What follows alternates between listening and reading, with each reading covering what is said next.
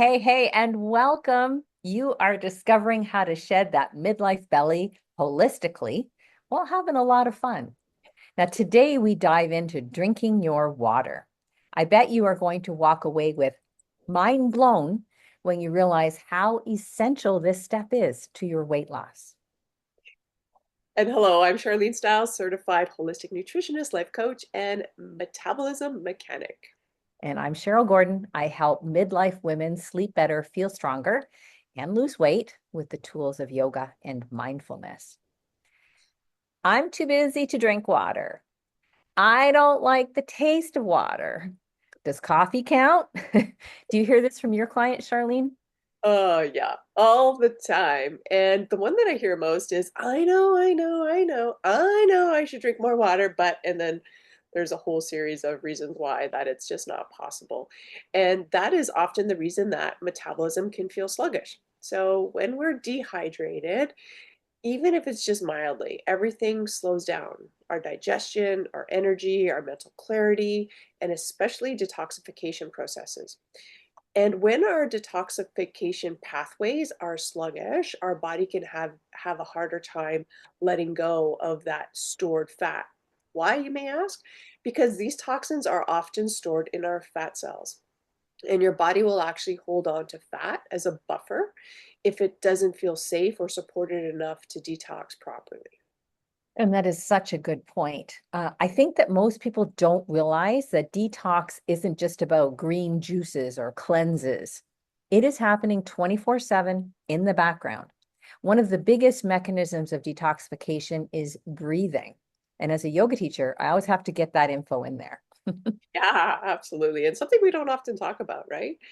So, as a holistic nutritionist, I want to repeat that detox is not a 1 week event, it's a full time job for your body on a daily basis. And two of the biggest players in that process that are involved are our liver and our gut. So, your liver is like this internal filtration system. It helps break down hormones, it processes toxins, it metabolizes fats, amongst many other things. But if it's already overwhelmed, maybe from alcohol or medications or stress or even a poor diet or even impaired gut, it just doesn't function as efficiently. So that can lead to more hormonal imbalances like excess estrogen, which is a huge contributor to weight gain, particularly in the belly. And then, of course, there is the gut, our digestion. So a healthy gut is going to help eliminate waste, support the immune system, and that plays a huge role in hormone metabolism, especially of estrogen. So, if you're constipated or if your gut bacteria is out of balance, your body may reabsorb these toxins, and then the excess hormones, instead of getting rid of them, get recirculated. So, when the liver and gut are functioning optimally or properly, your whole system tends to get bogged down. And then the weight loss that you may be chasing, especially in midlife, becomes so much more difficult, no matter how clean your diet is and no matter how much more you are exercising. Yeah, I know, Charlene, that, when I was going through all of this stuff and I was eating a fairly healthy diet, and of course I was exercising, but the hot flashes. And what I didn't really realize was the connection between the liver and metabolizing that extra alcohol that I was having at happy hour every day. So there's a lot to be learned about, if you're suffering from hot flashes and how this detoxification affects that. And Charlene, there is so much more to learn about gut health as well. And this is where you work with a lot of your clients, right? I do. Yeah, it's such an integral part of, yes, how we function, right? Because everything that we're taking in needs to get, resynthesized into something that's usable from a cellular level. So this really is the foundation to our health, what's happening in our gut. And it may be helpful here to just share with the audience that I do have a free takeaway if you like. It's a 5 day hormonal balance meal plan. So you can get started there.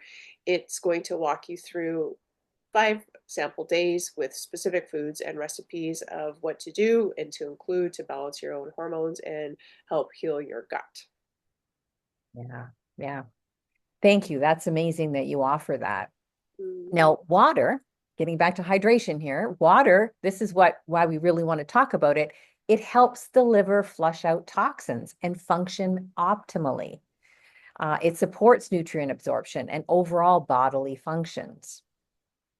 And adequate hydration supports nutrient absorption, waste elimination, and healthy gut microbiome, while dehydration can lead to that constipation or feeling bloated and other digestive issues.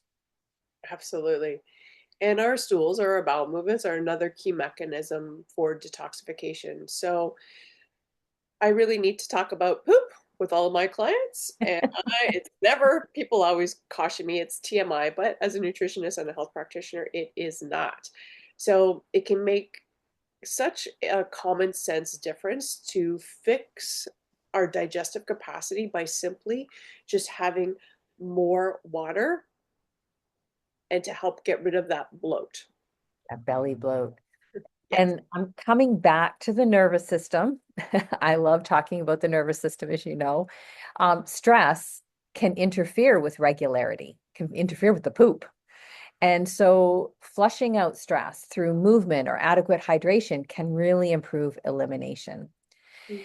And here's another clue as to why hydration helps to shrink the belly. It's a new kind of connection. So, you know, we were talking a few sessions ago about staying at home base. That was our session on stress and weight loss. When we're at home base, when we're in a calm frame of mind, your logical brain is in charge. You're firing on all cylinders. When we get into the stressy zone, that was orange in the graphic we showed before, and I'll put that into our video. It's kind of like when you're in a stressy situation and the stress response starts taking over your thinking. It's kind of like a toddler grabbed the keys to the SUV and is heading out the door for a joyride. It's it's craziness what we do when we're in a stressed place of mind. And you know what? Our dreams and our goals do not live in that zone. They live in the green zone. So we want to try to get to the green zone as much as possible because life is not going to put us there naturally. And long before we register a conscious thirst, the brain will notice the dehydration. It's running in the background. You don't even realize it. This is processed actually as a potential survival threat. And it creates stress response. It pushes you out of the green zone into the orange zone or into stress response. And because this is probably for many of us a really common pattern, we get dehydrated a lot. A lot of times, Charlene, it's because we don't want to have to pee. And that's a whole other topic. But the habit brain has experienced that if we eat some food, that will bring some hydration to the system. Mm. So the habit brain experiences the dehydration, perceives it as a potential survival threat, goes into a mild stress response, takes us out of the green zone, and then says, we need food. Let's put some cravings out there. We know if we make her crave a donut or some chips or something sweet, she'll respond and we'll get some hydration. So the system isn't really needing food per se, it needs water, but it's learned over time that sending the cravings and the urges will get you to do something to get some hydration into you. And so I've learned in my own world that this is a great strategy to deal with those cravings and urges. A lot of times I'm still, even though I've been working hard on this, not really sure if I'm hungry or if it's just one of these dehydration signals. So I try to drink 8 ounces or so of water and wait 10 minutes. Then I try to carefully attune to how I'm feeling as I'm waiting that time. You know, am I stressed about something? Am I distracted? Am I just tired? Do I just need a break from working on the computer or scrolling my phone? Do I need to go ask my honey for a hug or cuddle my dog? So some of those reasons that my stress response is kind of pushing me to do something urgy or given to my cravings could be offset by having proper hydration. So bringing more awareness to hydration, understanding why unconscious thirst is so challenging for your system, that's taking some more steps to remedy your dehydration. And it's like a superpower to reduce that belly. Yeah. It's so interesting. Like hydration is like the cornerstone of health. And years ago, that's exactly where I started with every single one of my clients. And it sounds so basic that it's so easily overlooked. And I don't want to minimize this, crucial kind of practice of hydration. I know it doesn't sound glamorous or sexy, like it's got to be way more complicated than that, but it really is so foundational. So let's talk about some strategy. Like, just because we know that we need to drink more water, that just isn't enough, right? So we need simple ways to make that happen and weave it into our daily lives to make it real and practical. So one of the easiest things that we can do is like what you were just saying, Cheryl, is carry around a bottle with you everywhere you go. Like, seriously, treat it like your phone. It's just always there with you, within reach, and that way you're more likely to sip it throughout the day. Personally, I aim to drink 3 liters of water a day, spaced between my meals. So my strategy, this may or may not work for you, but my strategy is once I wake up, I have a full liter of water in the morning before I have breakfast. That's my kind of golden rule. And then my next mission in life after I have breakfast is to have 1 more liter before lunch and then 1 more liter before dinner. So that way I'm getting the water in before my resting time. So I'm not drinking water late into the night, which is going to keep me up. So that also helps with aiding in digestion, because the more that we can drink away from our meals and not with our meals, water can actually dilute our hydrochloric acid. So keeping the water away from meals is really quite beneficial, but it also allows our body to feel a little bit more full, right? Because we're still getting some hydration into it. So this I think this also helps to get over and around this mindlessly snacking, because as you said, our we can sometimes confuse the thirst hormone, sorry, the thirst signal with the hunger signal. So I often get asked about adding flavors to water. And I mean, if that's going to help you get it in, I think that's really great. I'm personally not a huge fan of flavoring the water for a couple of reasons. First, anything that is going to stimulate digestion, even if it's something as simple as lemon or fruit. So both of those things can trigger increasing our digestive capacity. So what that can lead us to is to feel hungry when our body doesn't actually need food. So, and then second, there's like natural sugars in the fruit and even the lemon and even some herbs and are going to prompt digestion. So that can keep things kind of, you know, elusive in the sense that we're thinking we're getting hydration, which we are, but we're also prompting our hunger hormones and our desire for more, and also increasing the amount of hunger that we have in our in our diet. So I think if that's the only way you're going to get water in you, I think that's better than not not having it all day. If that's the only way you're going to drink it, then of course do you. But if you had to, if you could just keep it clean, keep it minimal, and maybe even a few herbs might be a little bit more supportive than fruit, or looking at things like cucumber, which has a lot of water in, instead of these kind of heavy fruit blends. So the idea here is just get consistent on a system that works for you, that it just becomes a natural habit and it gets weaved into your daily, routine. As we know, our body thrives on hydration, and so does our metabolism. Yeah, I have the this, and I try to drink 2 of these a day, in addition to some herbal tea. So herbal tea is good, right, Charlene? Like, to kind of contribute. Yeah, I think there's a lot of controversy on that. In it depends on which way you're looking at it. Yes, it's offering hydration, but also some herbs, as we were talking about earlier, can actually increase digestion, which makes our body like speed up the digestive process, which gets us hungrier sooner. So Mm, my way of